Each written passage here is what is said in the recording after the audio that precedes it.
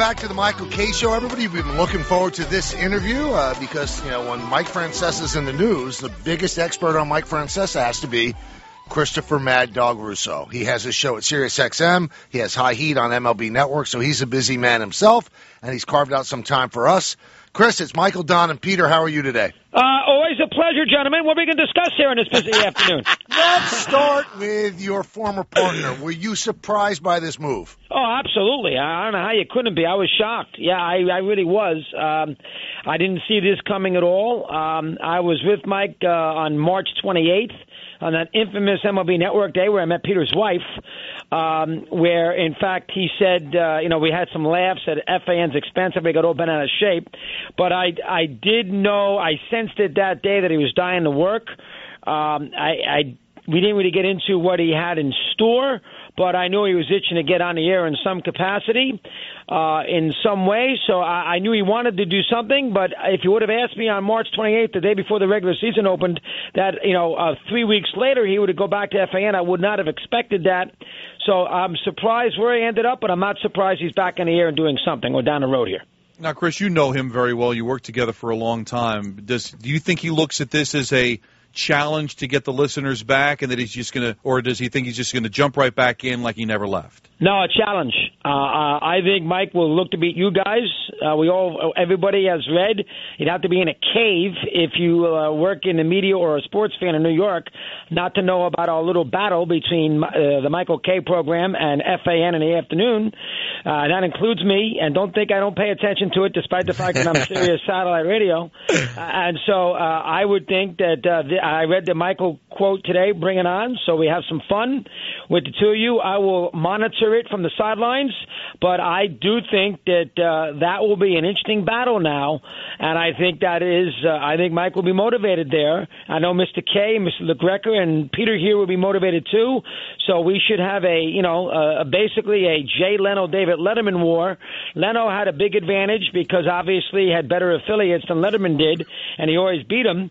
They got a stronger station, signal-wise and history and all that, but you guys have just won your first huge book. That will be fascinating to chronicle, Mr. K. And I want to, by the way, I want an update with you, O'Neill, and Cohen doing the game. I want updates. All right, so Chris, I have a couple of things to ask you about Mike, but I do have to hold you to one thing. You sort of blew past the moment on High Heat on the MLB Network when you guys sort of busted the fans' chops. I am not a Francesa guy, but since I've done this show and gotten to know you, I'm a big Mad Dog guy. I thought you guys were unfair. Chris Carlin is such a good guy, and I don't know Maggie well. Bart is a tremendous guy. It just seemed it was a little cheap of you guys to take a shot. Do you not think so? I totally think it was blown out of proportion. My gosh, we were having a laugh. Nobody was mentioned by name. My goodness gracious. And that wasn't even my idea, not looking to blame MLB Network. That was a Twitter segment. And they put the call, they tweeted a question, what is going to happen first? As it turns out, it was going to be Mike. Mike returned to FAN or a Marlin Ray World Series. What was going to happen first? And I said Mike because before you know it, there's not going to be anybody left at WFAN. I mean, my goodness, have a thick skin. My God. How many times Michael will realize this? How many times did we get killed back in 1989? They can't do a show together. Daffy Duck. Nobody can understand them. Break them up. What a dopey idea. Sports all the time. You let it roll off your back. You can't get that wrapped up in it. Yeah, but I was shocked. No, and that's shocked fair, at the Chris. Response. That's fair, Chris. But it's not Raceman. It's not Mushnick. It's not Best. It's somebody that Chris probably felt were two friends of his. And he probably thought he wanted to get a little bit more support at a very difficult time, trying to transition from a legend into a show where he's trying to work chemistry with two people he didn't even know. So it's one thing if Raceman rips you, yeah, that's fine. But he probably felt he was getting ripped by a couple of friends. Fair point. Now, did I rip Carlin by name? No, but everybody knew who you were talking about. No, I was talking about Bart Scott. Yeah, you don't like Bart. That's awful. That's the worst. You can't. Let's not even go there. Is it true, Chris, that Carlin sent you a little bit of a nasty text? That is accurate. Did you reply? How did you react to that? I said, "Oh, stop." He did it on the train. I knew he was annoyed. I said, really? This is how you're going to respond to this? For goodness gracious. That is accurate. Now, I did not bring that up on the air because Carlin must have told a couple of people at FAN, look what I did with the FAN guys, because then Raceman had it yesterday at 1:57 in the afternoon. And then I echoed that at 4 o'clock. I just mentioned the fact that Chris was annoyed. And I can understand why he's annoyed. But hold on now. Let it roll. Is it that big? You're telling me Mr. K, Mr. LaGreca doesn't like it, Peter doesn't either. You thought that was that big a deal? Well, I mean, MLB Network? I didn't think it was great. I mean, because they're fighting big odds. I mean, they're taking over for a spot. It was the tone. It was the laughter. It was the tone of like, oh, there's not going to be anyone, like they're all gone. Now, if you were taking a shot at Carton, I'm all for that. No one deserves to be laughed at more. But for Chris, I don't know, man. He uprooted his family. We all know he's such a good dude that I think some of us took it more personally. That's all. Yeah, I don't know, boy. I tell you. Now, do you think that text? It gotta be. If that is going to bother you doing that show, you should never have done it. Do you believe that text that we're talking about, which was allegedly was also sent to Francesa, is that what Francesa's talking about? Certain people saying I couldn't come back? I don't really know. I mean, I would think that probably bothered Mike. It bothered me. I can't say. I don't know that. I have not talked to him, so I don't specifically know where. I read the same quote you did. I don't know where that is coming from. I have not spoken to Carlin since. I'm sure he's annoyed at me. I'm sure Carlin told a couple of his buddies, and his buddies must have told Raceman, and that's how he had it. I didn't mention it for the last month. I mentioned it yesterday afternoon. I didn't think. Now, listen, if you think that I was out of line, I would respect you three guys' opinions on that. The MLB Network people didn't think it was that big a deal. Listen, it wasn't. Chris, let's be realistic. I've been in my share of radio stuff. It wasn't the worst thing in the world. Entertainment, I get it. Yeah, it was. Listen, I didn't morally judge you for it. It wasn't the be all end all. I'll say this though. This moment for Mike, to me, has a lot more risk attached to it than I think he may realize. As a friend, do you think it's a good idea to go back so quickly? We knew he'd pop up again, but this quick return thing, the herky-jerky, it reeks of Leno, Conan, not good ending to me. I can understand how people would say that. To me, you can knock all three. I think FAN... you guys have been successful for whatever. You've done a great job. Peter, you've upped the ante here. I don't put three people on the air doing an afternoon sports talk program. I think that chemistry was dangerous right out of the gate. They didn't know each other that well. I understand following that in that time slot is almost impossible. So I don't know what the correct deal would have been, but I think that the folks who made that decision did not make a good decision. So they didn't do a good job there. I can certainly make the argument that Mike, with the year and a half, the celebratory departure, then back there 3.5, 4 months later, that is not going to look good either. And that's something that Mike's going to have to, I'm sure he's going to have to deal with that when he gets back on. People are going to say, Mike, geez, I thought you said goodbye December 15th, and now you're saying hello. What happened? He's going to have to address that. Do I think that Mike bit off more than he can chew? I think Mike is pretty confident that he's going to do well. You guys are leading. I think the pressure's down to both of you. That's why it's fun. Yeah. Because I think, I think it's great. You guys got to beat him head-to-head. You can say that you beat the afternoon team, what you just did, by the percentage points. Now you got to beat Mike. Mike's obviously coming back to, quote-unquote, almost, I don't want to say save, but save the time period. So he's got to go out there and beat you. So there'll be a good competition. I think the listeners will be the beneficiary. So I think it will be very, very interesting. I'm surprised that you think I was rough with those three. And listen...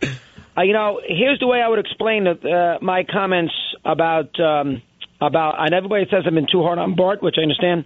If they name me the linebacker coach without any experience of the Ravens and Jets when he was on a team, he'd be the first guy ushering me out the door. Mm. First guy. What is he doing? What does he know? So we're not allowed to say the same thing when they brought a guy who never done talk radio before to do afternoon drive in New York. That's fair. I hear that.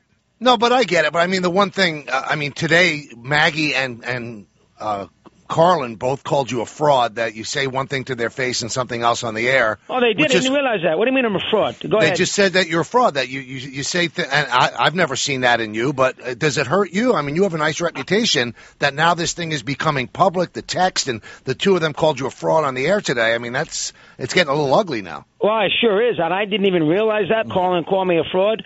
I can't answer that. I wish I didn't even know it. How did it come up? Well, because I got on the text thing? Yeah, because I guess you said something about Mike on your show yesterday, and they just said, he's a fraud. You can't believe what he says, but I've never had that experience with you. I said the same thing about Mike that I just said to him now. I said, geez, that's a tricky spot. You can't say goodbye in December and come running back in April. It doesn't look good. Do you believe that Mike had other plans that it just didn't materialize, Chris? Is that why he's coming back to FAN? I think, Mike, you know the landscape. You guys know the landscape. Radio is very hard. It's different. Anybody who leaves a radio program in this spot and decides to do something else with the way the industry is and the facts, the money is not going to be the same. It is a very steep task. When I came to when I came to Sirius, whatever it was, 10 years ago, after that first contract that I had signed, they cut me in half. Half. Right. And this after 5 years. That's why I went to go do the shows at MLB Network. Because, it was an opportunity to do TV and baseball, which we all love, but also it picked up the salary that I had lost from being knocked half by Sirius. Did you ever think about going back to FAN? 5 years ago. So you can understand how difficult it is now to stop something you've done for a long time with a lot of money and try to regain that money somewhere else. It's not going to happen. I think Mike learned that. Now, listen, I go through it every day. When you have a partner and partners, there are good days, there are bad days, but I genuinely love these guys, and I love coming to work every day. But I get how decades together can kind of wear you down a little bit. But looking back at the last decade away from Mike, do you wish you could go back and say, I would have been better off for my career if I just stayed with Mike? No, I can't say that because, I love Sirius. I know everybody says he's disappeared, who hears him, blah, blah, blah. The MLB Network I love. I can't say, we did 20 years together. Listen, it's not like Mike and I aren't friends.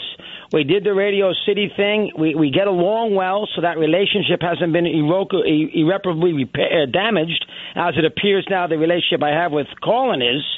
And I was his real good friend for a long time, so I don't know how that can now be repaired. Doesn't seem like it can. But I don't have any Donnie, I have no regrets. I have no regrets that I went to Sirius. Sirius treats me well. Lets me do what I want. No regrets whatsoever. Now, I'm being drawn back into this whole scenario here with FAN because of the comment on March 28th on the MLB Network, which I swear to God, I was not doing it maliciously. I did not think that was that big a deal. I was alarmed of how big a deal everybody at FAN thought. I got Boomer knocking me left and right. Yeah, Boomer for 10 years with Carlin did nothing but knock everybody.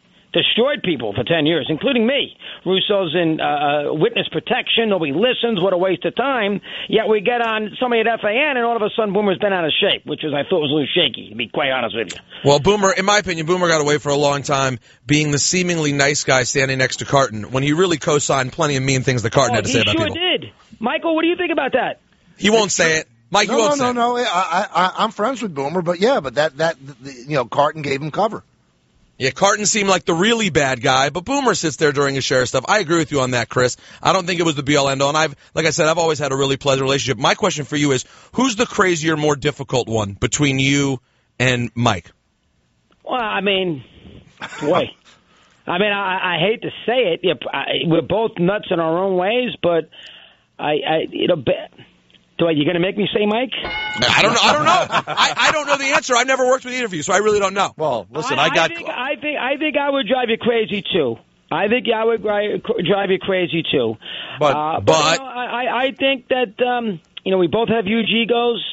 According to Mushnick, he say the other day that I was always perceived as the nicer one. Yeah. But I'm mean-spirited, a nasty SOB, blah, blah, blah, blah, blah, blah. So maybe a lot of people think it's me who's the mean guy. I had the unique situation of working with both of you. So you were at the station. And you let me in a lot more. I thought you were the nicer guy that just let me in. I built a relationship with you, and I never felt that way with Mike. Now, does that make Mike a bad guy? No, but I knew you both exactly the same, worked with you both the same, and you seemed to let me in. So I always felt that there was a little bit more of a closeness with you. Now, the other question I have is, Mike, let's face it, Mike's been number one, and Mike's been king for 10 years since you left. Would you have been king if the roles were reversed and you stayed and he went? Because I think you would have. Roles reversed meaning what? That you stayed and he went. And it's Chris Russo for 10 years on the Fan, and it's Mike Francesa doing a show on Sirius. Does that time slot stay number one? I think it would. I think that we had built such a good job in 2 decades, Don, that I think that you would have been able to stay number one in that period. I think, and on a lot of ways, it's interesting. I think I've learned, and I think Mike could probably do a couple things differently if he asked him. I think I've learned if I ever want to retire, you got to do a little differently. I think you got to retire. You just get off the air and say goodbye. When Mike says goodbye to the Yankees, game 162 regular season in 2027, you know what? I enjoyed the ride. Let somebody take a seat. See you down the road. And Mike leaves the Yankees and leaves ESPN. I think you learned here that sometimes it's better just to depart the premises instead of doing a how do you do and doing a big celebratory things. If you do it that way and then it doesn't work out the way you thought it did and you're going to go somewhere else and you want to go back to the place you just left, you get killed. Mike, I thought you just left. So if I would do that, I would be careful now of making it such a big deal when you departed. That's the first thing. Second thing is, I think when you retire, you got to make sure that you're ready to retire. I don't know if I could leave Sirius and say, you know what, I'm going to go work somewhere else and do something else. You don't know what's out there. I don't know if anybody else is going to hire me. I don't know if Mike knew that. No, Mike could have come to Sirius. I thought he might. We discussed it. The opportunity was presented, and I didn't get involved in any negotiations. I don't know exactly what occurred there at the end of the day, but I thought for a second we were going to have Mike on a part-time basis over here at Sirius, a couple of shows a week and everything else. I think that discussion happened last fall. He hadn't quite retired yet from FAN, so maybe been a little too soon. Maybe if they had happened now, it would be different. But I thought that for a second he'd come over here and we would rejoin in some capacity. But I think you learn a lesson. When it's time to go, it's time to go. One final thing, Chris, because I know you're up against it. All the stories that are out there right now, the longtime PD, GM of FAN, Mark Chernoff, it said that he did not want Mike back. Does that surprise you? Yeah, I'm a little surprised by that. I'll tell you what I'm surprised about. I'm surprised by the idea that Chernoff didn't have the final, if this is accurate, that somebody went over his head, that Mike went over his head. Right. I read the same report. Let's assume for practical purposes that's accurate. I'm surprised that did. I know it's different ownership. It's not CBS. I get that. But I am surprised they did not let Chernoff make that call on Mike. I'm surprised. Because I do think that Chernoff and Olivero, the guy from CBS, made the call on Mike's replacement. So then you would think they would allow Chernoff to make the call on whether we want Mike to return. And I don't know if they gave Mark that choice. Well, on that I'm surprised about. The thing that makes it make sense is Chernoff's a radio guy, and he has to know, as you know very well, Chris, 3 months is a ridiculous amount of time to give a new show to get started. So he's probably thinking from a management standpoint, I look insane. I started a show for 3 months. I got to kill it. It doesn't look right. But other people see the dollar signs. And I'll be honest, I don't care what anyone says. I don't know. I probably would never end up working there later anyway. It's a terrible decision for the long term. It crushes morale in the building. In the long term, it shows we're scared to grow anything. Let's just go right back to what we know works. It'll work. He'll get numbers. But for the long term, as a manager, you are crushed. I think it's a crushing blow. I can understand how people think that. You want to grow. You want to grow your staff. You like to have people feel good about themselves when they're working. Now they're going to be a little nervous. I can understand that. You cannot debate it short term. No, of course. They're going to make it. They're going to get a lot of their revenue. They're going to get a lot of their revenue back. Mike will do well in the ratings. We all know that. He'll hopefully not that well. Yeah, come on, Chris, relax. We'll see how well. He'll get all the advertising back. He get all that advertising back. There's no denying that. And you can make an argument. You can make an argument that show wasn't going to make it. You can, but you can make that very easily. But there's two things. 3 months it's a joke. A year to 18 months to get a show going. That's just how radio works. Everyone knows that. And also, I mean, I'm sorry, I'll be the one to point this out. Supposedly, they're seemingly making a commitment to taking a step, being progressive, having a diverse lineup. The old white guy gets back. Bump him down the line. I'm sorry. It was an attempt to do something new. What happened to that idea? That idea's dead? Shove it at middays till the contract ends? I mean, they lost a lot of their audience in the last 3.5 months. They're going to get that audience back. But you know what, though, Chris? You said it yourself. When you and Mike started, people said they can't do it. If they had pulled you after 3 months, you would never become the icon you became. But remember, though, we had good ratings that first book. Yes. Hey, by the way, their ratings weren't terrible. I know it's the winter book. But they weren't terrible, Chris. We didn't crush them. They were good. For a brand new show, whatever they got to force something wasn't an embarrassment. Just saying. I tell you right now, listen, I think they were in an impossible situation. That's a very difficult spot. You mean to tell me you think down the road that was going to be a big-time show? I have no idea. Michael, but I mean, as you would say, Michael, you have listened to radio for a long time. Well, honestly, Chris, I'm being totally honest with you. I'm going to put you on the spot. I am always in the studio when that show starts. I'm not in the car, so I've heard so very little of it. I can't give you an educated guess on it. I don't know. I mean, I've heard bad things. I think they would have been hard pressed to convince the FAN audience to get into that show. But to me, that's more telling about that audience, not the show. I don't know enough about the show. Yeah, but we know how you feel, Chris. I know listen, they're in an impossible situation. I completely agree. I don't know if anybody would have been successful. You can't put 3 people on the air. You can't do it. It's tough to make that chemistry work right away. It is very tough. You're going to put 3 people on the air and never work together. One guy knows nothing about baseball in a baseball town, and you're going to put 3 people on the air. But the question is, and you're going to finish way down in the order in your first book, and you're going to lose a lot of revenue. 3.5 months. You're going to allow that show to continue to go on for the next couple of years? But was there a show that would have made them say no to Mike? Probably not. I'll ask you this way. If this show is doing better and they won the winter book, I bet you they wouldn't have brought Mike back. Now, if they won by little, they would have. If they won by a lot, they wouldn't have. If they saw a lot of progress in this show, I bet you they wouldn't have brought it. Well, the problem is that in the March part of the book, we finished 3rd. I think they finished like 12th. So, I mean, the trend wasn't going well. Oh, okay. So let's get this straight. You run WFAN.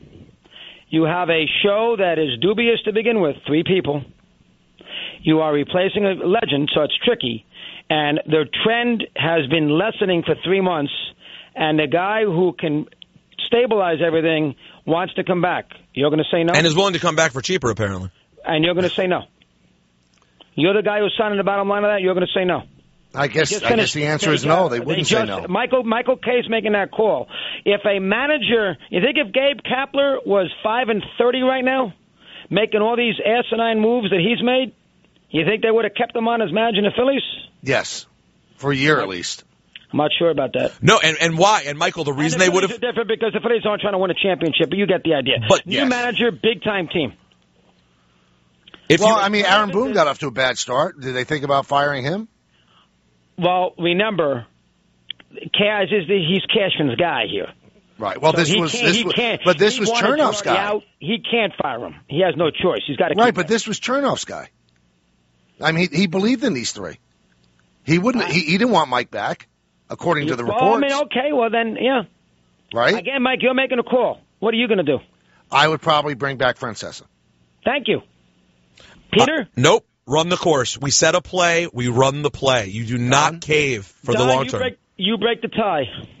Listen, I think 3.5 months is not long enough. It's not. You would have kept him. Okay. It looks too chaotic. It's like replacing a coach after 3 games in a football season. It's just too chaotic. Now you're paying more money because you got to pay Mike, and you're not changing those guys' contracts. You still have to give the extra money to Joe and Evan. Still have to pay those guys for 2 years to do a midday show that's just less than half the show that you paid them to do. So from a financial standpoint, it doesn't make sense. Can I say one other thing? Did we throw these 3 out in the street? No. My God, they're going to make the same money for the next 2 years working 2 hours a day. But somebody is going to lose their job down the line. Right. Well, we'll worry about that in 2 years. Right. Do a good job, get ratings. You won't lose your job. Yeah, but you think there's a ball player? You think there's a?